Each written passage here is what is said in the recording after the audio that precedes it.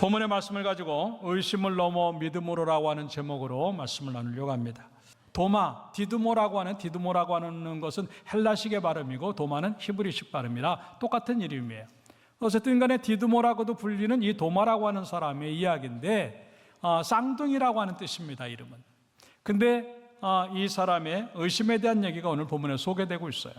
예수님이 십자가에서 돌아가셨다고 하는 일은 정말 충격이었어요. 그렇게 의지했고 따랐고 예수님이면 세상을 뒤집을 줄 알았고 정말 모든 것들을 해낼 것 같았던 그런 상황인데 십자가에 힘없이 죽으시는 모습을 보면서 그네들은 절망하기 시작합니다.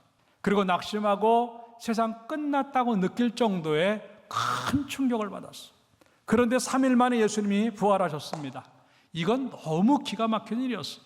다시 그들에게 소망이 생깁니다. 살맛이 생기고요. 기뻐하고요. 난리가 납니다. 그런데 그 자리에 이 도마가 함께하지 못했어요. 그래서 제자들이 도마에게 얘기를 합니다. 우리 예수님 만났어. 그리고 예수님은 살아나셨어. 무슨 얘기야? 예수님 십자가에 죽으셨는데 아이고 어떻게 죽은 사람이 살아? 아니야.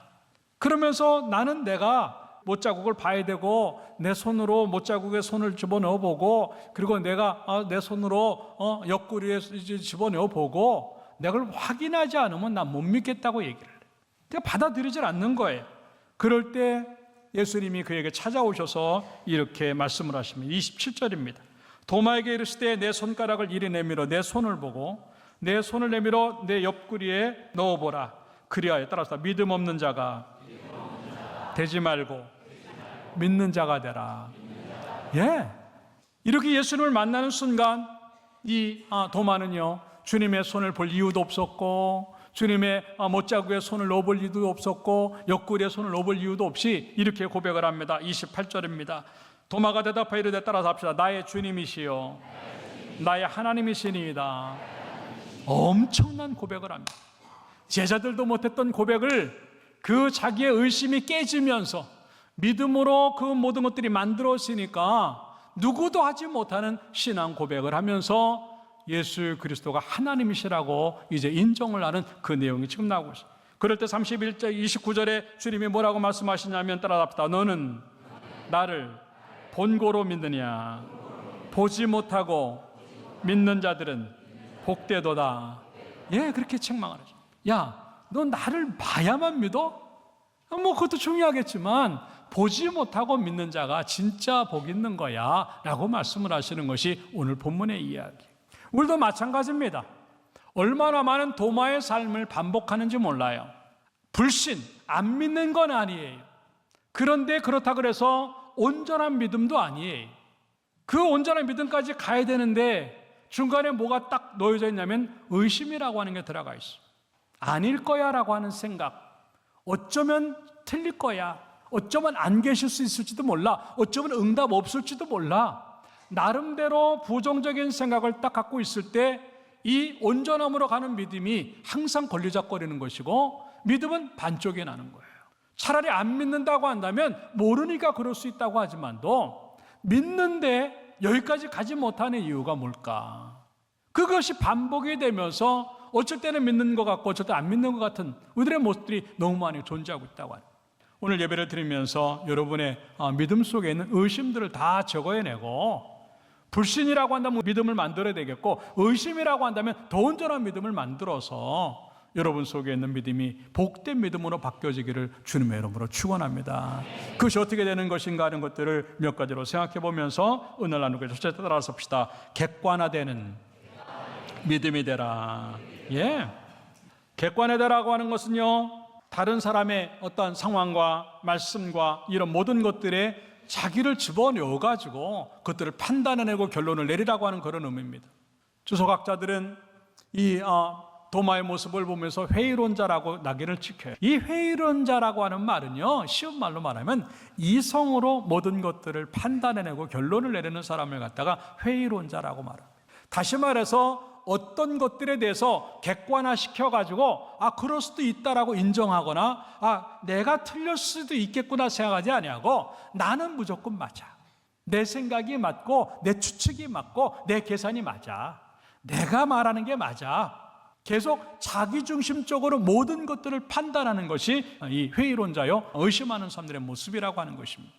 오늘도 본문에 말하면 계속 무슨 얘기를 하냐면 내가 그래. 25절에도 보면 내가 그의 손에 못자국을 보며 내 손가락을, 내 손을 계속 내가 모든 것들을 다 나로 인해서 결론이 날 때 그때서야 인정하겠다고 하는 그 얘기를 지금 하는 것입니다. 그러나 아니에요. 이 사람이라고 하는 것이 자기의 추측과 자기의 어떤 그 계산과 자기의 모든 것들이 틀릴 때가 얼마나 많은지 몰라요. 틀림없어라고 하는 일들이 깨질 때가 얼마나 많은지 몰라요. 세상의 일도 내가 생각한 대로 안 돌아가는데 하물며 하나님의 일들이 자기 생각대로 돌아갑니까? 그럼에도 불구하고 이 주관적인 생각을 갖고 있는 사람들은요, 다 그렇다고 생각을 해요. 그래서 그것들이 자기가 받아들일 만한 수준이 아니면 절대 인정하지 아니하는 그런 모습들이 될 때가 얼마나 많은지 몰라요. 성경 마태복음 22장에 보면은요, 사두개인들의 이야기입니다. 사두개인들의 특징은요, 부활이 없다고 생각하는, 부활이 어디 있어? 죽은 사람이 어떻게 살아나? 이거예요. 그럴 때 이들이 부활이 없다고 하는데 예수님은 자꾸 부활 얘기를 하니까 예수님에게 질문을 해요. 내가 죽으면 내 동생이 대신 형수하고 사는 형수 계대법이 있기 때문에 그렇게 살 수 있는데 이 부인은 형의 부인이 됩니까? 동생의 부인이 됩니까? 그러니까 그걸 봐도 부활이 있다고 말하면 안 되잖아요. 그렇게 지금 물어봐요. 그랬더니 뭐라고 말씀하시냐면 29절에 이렇게 말합니다. 따라서 너희가 성경도 하나님의 능력도 알지 못하는 거로 오해하였도다. 여기서 알지 못한다고 하는 것은요, 무식하다는 얘기, 한마디로 무지하다는 얘기예요. 네가 모르고 그렇게 얘기하면 안 되지. 그러니까 자꾸 오해하는 거야. 자꾸 부정적으로 얘기하는 거야. 그러면서 그 다음 절에 뭐라고 말하냐면 천국에는 장가가는 것도 없고 시집가는 것도 없어. 그냥 부활의 몸이 되어져서 전부 다 그냥 하나님의 성도가 되는 것이지 그건 없다라고. 네, 그거예요. 내가 모르면서도 불구하고 내가 모른다고 생각하지 않아요. 제일 잘 안다고 생각하고 가장 똑똑하다고 생각해요. 그리고 내게 맞다고 자꾸 생각을 해요. 아니에요. 안 맞아요. 그런데 의심이 들어가니까 그렇게 된다고 하는 겁니다. 여러분 속에는 그런 의심이 없고 주관적인 믿음이 아니라 성경이 그렇다면 성경으로 들어가고 먼저 믿은 사람들이 그렇다면 그 속으로 들어가서 믿음이 객관화되기를 주님의 이름으로 축원합니다. 별거 아니에요. 나는 그냥 모르는 거예요. 성경도 잘 모르는 거고요, 하나님의 능력도 잘 모르는 거예요. 그러면 간단해요. 내가 따라합시다. 내가 틀릴 수도 있구나. 그렇게 생각해야 돼요. 내가 잘 몰랐네. 내가 틀릴 수도 있구나. 내가 잘못 판단했네. 내가 잘못 판단할 수도 있구나. 그걸 인정을 하고 자기를 부정해야지 하나님을 부정을 하고, 자기를 부인해야지 믿음의 것들과 교회를 갖다가 부정해버리면 그건 믿음이 될 수 없다고 하는 겁니다. 그렇기 때문에 진정으로 여러분들이 믿음을 갖길 원하고 복된 믿음을 갖길 원한다고 한다면 여러분들 속에 그런 의심하는 것들이나 잘못 판단한 것들을 다 내려놓고 말씀이 말하는 대로, 그리고 먼저 믿는 자들이 체험한 대로, 이제 간증하는 대로 거기에 파묻혀서 믿음을 갖기를 주님의 이름으로 축원합니다. 부정하지 말고 믿기를 주님의 이름으로 축원합니다. 물론 이치 안 맞는 게 있겠지요. 이해가 안 되는 게 있겠지요. 그리고 여러분들의 추측대로 안 될 때가 있지요. 그러나 그것 때문에 하나님이 없다고 말하면 안 되는 거예요. 내가 경험하지 못했다고 부정하지 마세요. 내가 체험하지 못하고 내가 알지 못한다고 부정하지 마세요. 창세기 18장에 보면 아브라함은 100세가 되고 사례는 90이 됩니다. 애기 못 낳죠. 근데 89세였을 때 이제 선사들이, 주의 사자들이 와서 이제 내년에 이제 사례가 아들을 낳을 거라고 얘기를 해요. 그랬더니 사라가 웃어요. 당연해요. 지금 90이 된 때, 90이 가까운 여자가 이제는 모든 아이를 낳을 수 있는 가능성이 다 끝났는데 사람이 몸이라는 게 있잖아요. 이제 아기를 도저히 못 낳는 거예요. 그런데 아기를 낳는다? 에이구, 웃기는 얘기지. 누구나 다 인간의 이치로 생각하면 그럴 수밖에 없어요. 근데 하나님은 그 이치를 초월하시는 줄로 믿습니다. 그거거든요.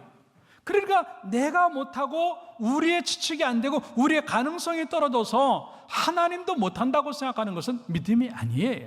나는 못하고 가능성이 없고 안 될 것 같지만 하나님이 하시면 된다라고 하는 것이 믿음인 줄로 믿습니다. 그 믿음 가지라고 하는 거예요. 그게 복되다고 하는 것입니다. 여러분들 기독교는 어차피 체험의 종교거든요.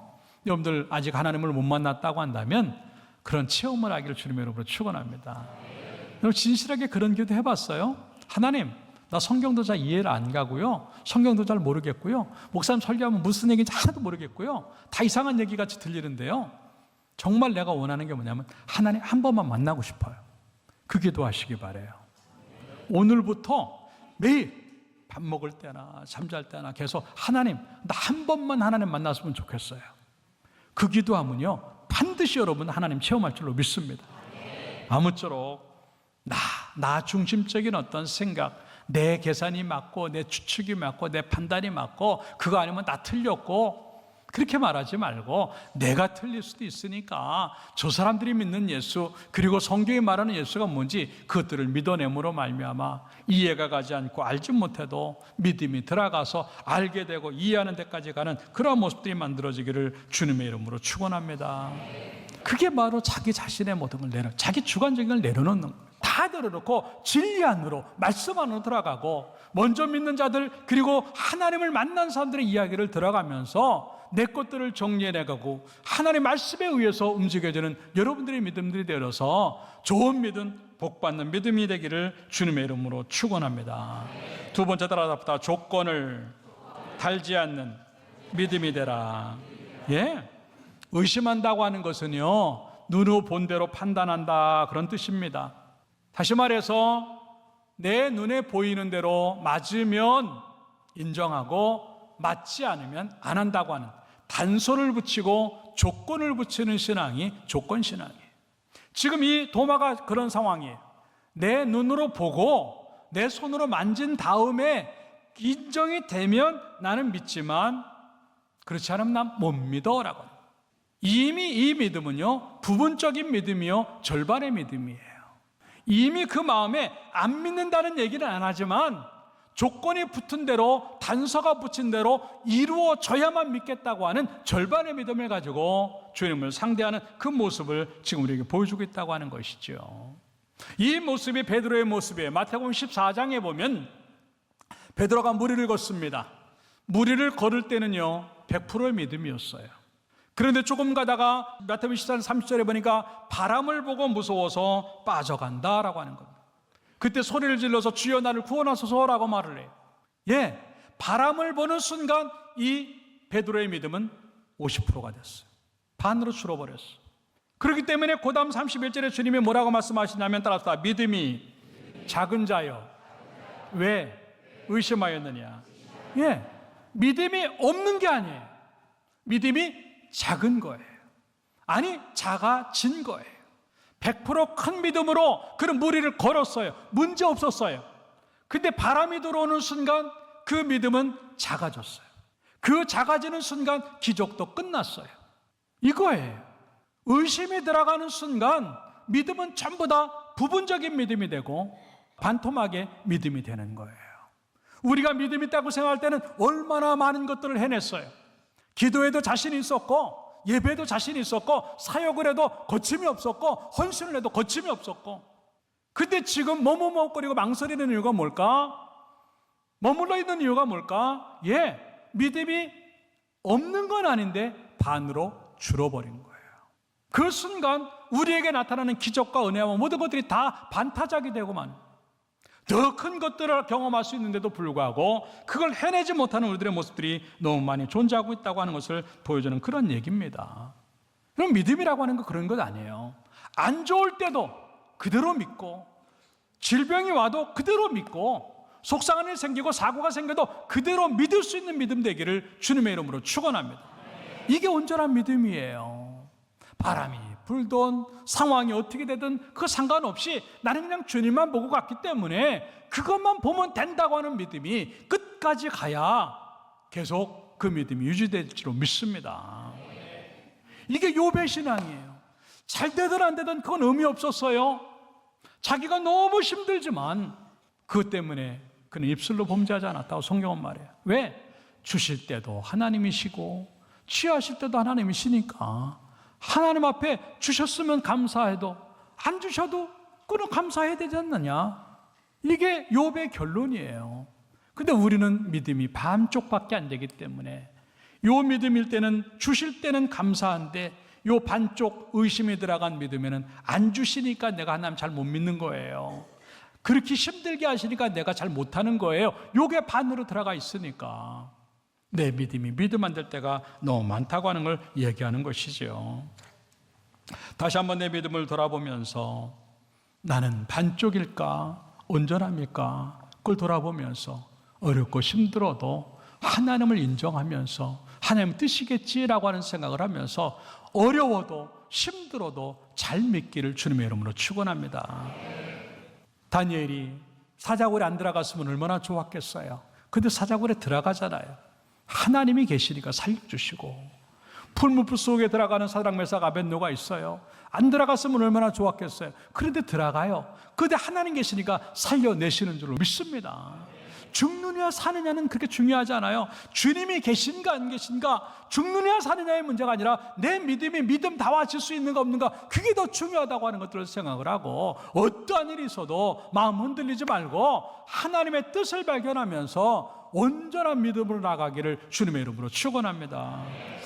야고보서 이제 1장 6절에 보니까 그래서 뭐라고 말하러 갔냐면 오직 믿음으로 구하고 조금 더 의심하지 말라라고 하는.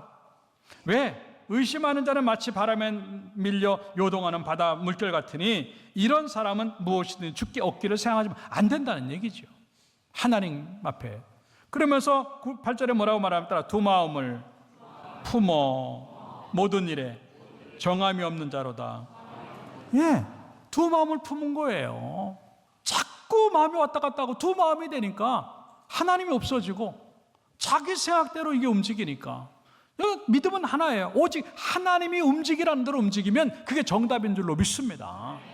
뭘 이걸 저거 생각하고 될까 안 될까, 뭐 되면 어떻고 안 되고 이거 생각하지 말고 그냥 다 내려놓고 그냥 하나님이 하십니다라고 하는 생각에 그걸 절대 믿음으로 만들어서 하나님에 의해서 살아가는 여러분들이 되어져서 복된 믿음이 되기를 주님의 이름으로 축원합니다. 오늘부터 여러분들이 할 일이 있어요. 의심을 자꾸 걷어내야 돼요. 그 의심을 걷어내면 그 속에 믿음이 들어갈 줄로 믿습니다. 여러분 속에 온전한 믿음이 되어서 복되기를 주님의 이름으로 축원합니다. 마지막에 제가 따라합시다. 나의 신앙 고백이 있는 믿음이 되라. 네, 주님을 만나는 시간 순간에 이 도마는 변합니다. 28절에 이렇게 말합니다. 나의 주님이시요 나의 하나님이시니이다. 그 누구도 고백하지 못했던 신앙의 멋진 고백을 해요. 다른 사람이 예수 만났다 그래도, 다른 사람이 부활을 경험했다고 말을 해도 믿지 않았던 이 도마가 예수님을 눈앞에 보는 순간 더 이상 손을 만져볼 필요도 없고 옆구리를 만져볼 필요도 없이 그냥 주님이십니다, 그냥 하나님입니다라고 하는 고백이 예수를 만나는 순간 나왔다고 하는 것이죠. 여러분들, 신앙은요 제3자적인 입장이 없어요. 당사자의 신앙이 되기를 주님의 이름으로 축원합니다. 내 남편이 잘 믿는다 그래서 내가 잘 믿는 게 아니에요. 내 아내가 잘 믿는다 그래서 내 믿음 아니에요. 우리 부모님이 훌륭한 믿음이라서 내 믿음이 그거 아니에요.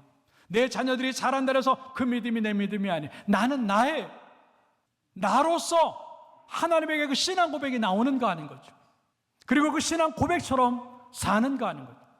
이 도마는요 자기 신앙처럼 고백을 해서 다른 사람과 함께하는 것도 싫었고 그리고 인정하기도 싫었던 이 도마가요 이제 한 번도 떠나지 아니하고 주님 제자들과 같이 움직이고요, 성령의 역사가 주어지는 마가의 다락방 현장에 있고요, 한 번도 흐트러지지 아니하고 계속 믿음을 따라서 움직이다가 마지막에는요 인도라고 하는 나라로 이제 노예로 잡혀가서 예수의 복음을 증거하고 예수의 부활을 증거하다가 죽창에 맞아서 죽게 되어지고, 그것도 모자라서 살갗이 다 벗겨지는 순교를 당하는 데까지 가는 이 도마의 모습을 우리는 알고 있다고 하는 것이죠.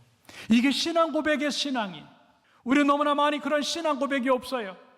우리의 신앙이 입술 속에서 하나님 나의 주님이시고 하나님 나의 하나님이십니다라고 하는 고백이 나오지 않냐고 너무나 많이 우리 입술에는 불평이 나오고 돈, 사람, 사업, 축복. 하나님 외의 것들이 우리의 신앙 고백처럼 나오는 그런 믿음들이 너무나 많았다고 하는 것이 아니에요. 여러분의 입술과 여러분의 생각과 여러분의 모든 삶이 신앙 고백이 되기를 주님의 이름으로 축원합니다. 하나님 없으면 안 됩니다. 하나님 때문에 삽니다. 그것 빼면 뭐가 있겠어요? 설사 성공한다 할지라도 하나님 없이 성공한다면 그게 무슨 의미가 있겠어요? 여러분들이 원하는 다 된다 그래도 하나님 밀어내고 그걸 한다고 한다면 그것이 무슨 의미가 있겠는가 하는 것이죠. 설사 잘 안 되고 설사 조금 문제가 있고 설사 힘들어지는 상황이 주어진다 할지라도 하나님이 나의 모든 것이라고 고백하는 순간 여러분은 아무것도 잃어버린 사람이 아니고 모든 것들을 다 가지고 아니 지금은 없다 할지라도 어느 순간에 내가 원하는 것들을 다 얻을 수 있는 그러한 축복자가 될 줄로 믿습니다. 그게 신앙 고백이 신앙이에요. 엉뚱한 거가 하나님처럼 되어져서 우리의 입술에 엉뚱한 고백들이 나오는 그 모습이 아니라 그냥 생각만 하고 입만 열어도 하나님은 나의 하나님이시고 나는 하나님밖에 없고 나의 주님이십니다라고 하는 것을 고백할 수밖에 없는 그 모습이 거기에 있다고 하는 것이죠. 다시 한번 내 신앙 고백은 무엇일까? 목사님이 만난 하나님이 아닌, 장로님이 만나고 은혜 받은 사람이 만난 하나님이 아닌 내가 만난 하나님 때문에 나는 그렇게 고백할 수밖에 없는 그 믿음이 나에게 있는가 하는 것이죠.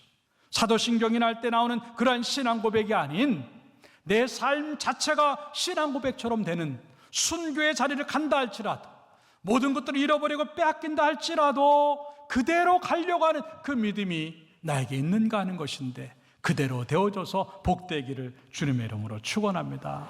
결론적으로 말씀을 드립니다. 29절에 이렇게 말합니다. 예수께서 이르시되 너는 나를 본고로 믿느냐 보지 못하고 믿는 자들은 복되도다 그렇게 말씀하셨다고 하는 것입니다. 이왕 믿는 거 복된 믿음이 되기를 주님의 이름으로 축원합니다. 그것을 가로막는 의심의 것들이 다 떨어져 나가고 정말 내가 조금이라도 의심이 가는 내 중심적인 사고방식들을 깨고 그리고 절반의 신앙들을 깨고 순교의 자리 잃어버리고 안 되는 자리라 할지라도 끝까지 주님 붙잡는 그 모습을 통해서 결국은 온전한 믿음의 자리까지 가고 그것들이 나를 복되게 만드는 그러한 믿음의 큰 축복이 있는 여러분들의 모습들이 만들어지기를 주님의 이름으로 축원합니다.